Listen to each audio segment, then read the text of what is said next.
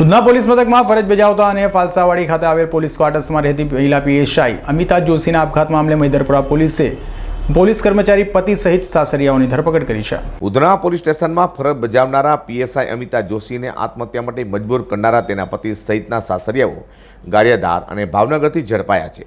PSI Amita જોશીએ પખવાડિયા પહેલા ફાલસાવાડી police લાઇનમાં આત્મહત્યા કરી હતી।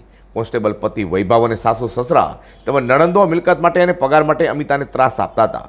સાસરીઓ મકાન વૈભવના નામે કરવાનું કહેતા હતા। તે અવારનવાર રૂપિયા માંગતા હતા અને પગારનો હિસાબ માંગતા હતા। અમિતા પોતે મોંઘી કાર અને પતિ સામાન્ય કાર વાપરતો હોવાથી પતિ વૈભવને અપમાન લાગતું હતું। વૈભવના અન્ય સ્ત્રી સાથે આડા સંબંધો હતા। અમિતાના પિતાએ મહિદરપુરા પોલીસમાં આ બાબતનો અમિતાનો પતિ વૈભવ, સસરા જીતેશ, સાસુ હર્ષા, નણંદ મનીષા અને નણંદ અંકિતા વિરુદ્ધ આત્મહત્યાની દુષ્પ્રેરણાની ફરિયાદ નોંધાવી હતી।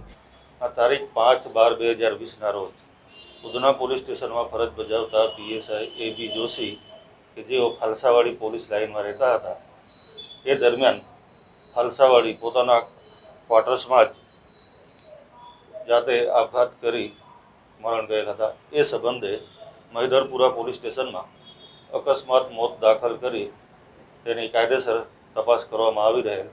એ દરમિયાન તેઓશ્રીના પિતાશ્રીએ સાસરિયા પક્ષ એમના પતિ, સાસુ સસરા અને બે નણંદો વિરુદ્ધ ફરિયાદ આપતા તેઓ વિરુદ્ધ મહિદરપુરા પોલીસ સ્ટેશનમાં આઈપીસી કલમ 306, 498 ક 114 મુજબ ગુનો રજીસ્ટર કરવામાં આવેલ હતો।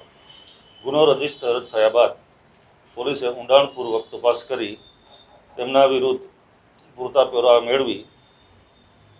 મેળવી પોલીસની ટીમ એક ભાવનગર ગઈ હતી। જેઓએ તપાસ દરમિયાન તમામ આરોપીઓને પકડી લીધેલ છે અને હાલમાં ગુનાના કામે અટક કરવામાં આવેલ છે અને આગળની કાર્યવાહી ચાલુ છે। નહીં, હાલમાં તો પૂરતા પુરાવામાં એટલે અટક કરવા માટેના જે કંઈ પૂરતા પુરાવા જોઈએ એ પોલીસને હાથ લાગતા એ ગુનાના કામે અટક કરવામાં આવે। પરિવારના જે પ્રમાણેના આક્ષેપ છે કે જે મૃતક મહિલા પીએસઆઈના પતિ છે એના અન્ય મહિલા સાથે અનૈતિક સંબંધો હતા। આ વાતમાં કેટલું સત્ય રહ્યું છે? હાલમાં તપાસ ચાલુ છે। એ જો પૂરેપૂરું સત્ય બહાર આવશે તો એ પણ તમને જણાવવામાં આવશે। પોલીસ કયા પુરાવાના આધીને હવે તપાસ કરી રહી છે આ સમગ્ર મામલે?